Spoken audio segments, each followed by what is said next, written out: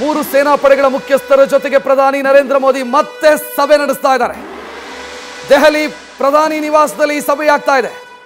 ನಿನ್ನೆನೂ ಕೂಡ ಸಭೆಯಾಗಿತ್ತು. ರಾಜನಾಥ್ ಸಿಂಗ್ ಇದ್ದಾರೆ, ಅಜಿತ್ ದೋವಲ್ ಇದ್ದಾರೆ, ಸಿಡಿಎಸ್ ಅನಿಲ್ ಚೌಹಾಣ್ ಇದ್ದಾರೆ.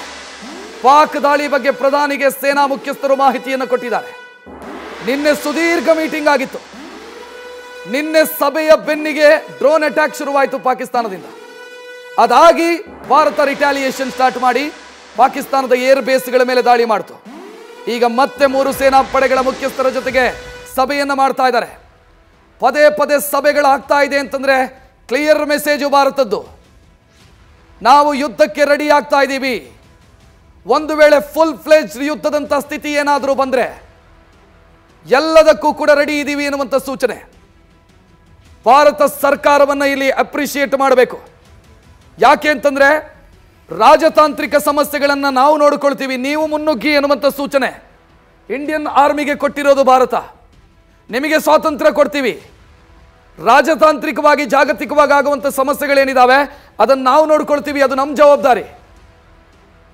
ಅದಕ್ಕೆ ಜೈಶಂಕರ್, ವಿದೇಶಾಂಗ ಸಚಿವ ಜೈಶಂಕರ್ ಇದ್ದಾರೆ ಅದನ್ನು ಮ್ಯಾನೇಜ್ ಮಾಡೋದಕ್ಕೆ.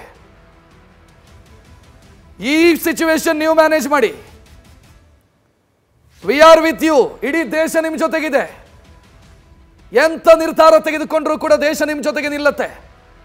ಇಂಡಿಯನ್ ಆರ್ಮಿಗೆ ಈ ರೀತಿಯ ಸ್ವಾತಂತ್ರ್ಯವನ್ನು ಕೊಟ್ಟ ನಂತರ ಆರ್ಮಿ ಸುಮ್ಮನೆ ಕೂರುತ್ತೆ ಅಂತ ಬಯಸಿದ್ರೆ ಅದು ಪಾಕಿಸ್ತಾನದ ಮೂರ್ಖತನ.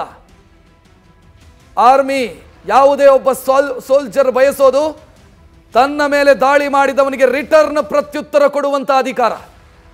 ಎಷ್ಟೋ ಸಂದರ್ಭದಲ್ಲಿ ರಾಜತಾಂತ್ರಿಕವಾಗಿ ಆ ಅಧಿಕಾರವನ್ನು ಕಟ್ಟಿ ಹಾಕಲಾಗತ್ತೆ. ನಿನ್ನೆ ಯಾರೋ ಒಬ್ರು ರಿಟೈರ್ಡ್ ಆಫೀಸರ್ ಮಾತನಾಡಿದ್ದನ್ನು ಕೇಳ್ತಿದ್ದೆ ನಾನು. ಹಿಂದೆ ಸರ್ಕಾರಗಳಿದ್ದಾಗ ಹೆಂಗಾಗ್ತಿತ್ತು ಅಂತಂದ್ರೆ ನಮ್ಮ ಮೇಲೆ ಶೆಲ್ಲಿಂಗ್ ಆಗ್ತಿದೆ, ನಮ್ಮ ಮೇಲೆ ಅಟ್ಯಾಕ್ ಆಗ್ತಿದೆ ಅಂತಂದ್ರೆ ರಿಟರ್ನ್ ನಾವು ದಾಳಿ ಮಾಡಬೇಕಾ ಅಂತ ಪರ್ಮಿಷನ್ ಕೇಳೋದಕ್ಕೆ ಅರ್ಧ ದಿನ ಬೇಕಿತ್ತು. ನಮಗೆ ಪರ್ಮಿಷನ್ ಬರೋದಕ್ಕೆ ಅರ್ಧ ದಿನ ಆಗ್ತಿತ್ತು, ಒಂದು ದಿನ ಕಳೆದು ಹೋಗ್ತಿತ್ತು.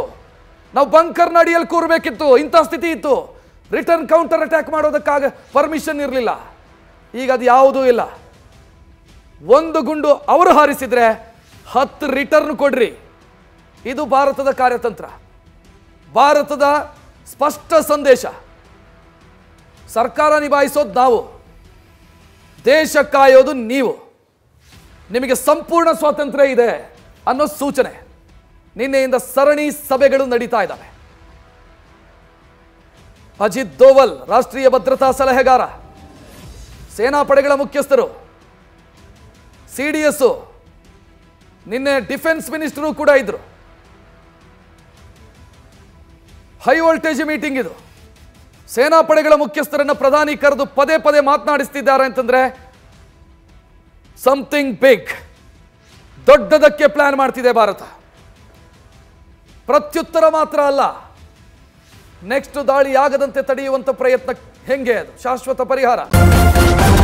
ನ್ಯೂಸ್ ಫಸ್ಟ್, ನಿರ್ಭೀತಿಯಿಂದ ನಿಮ್ಮ ಪರವಾಗಿ.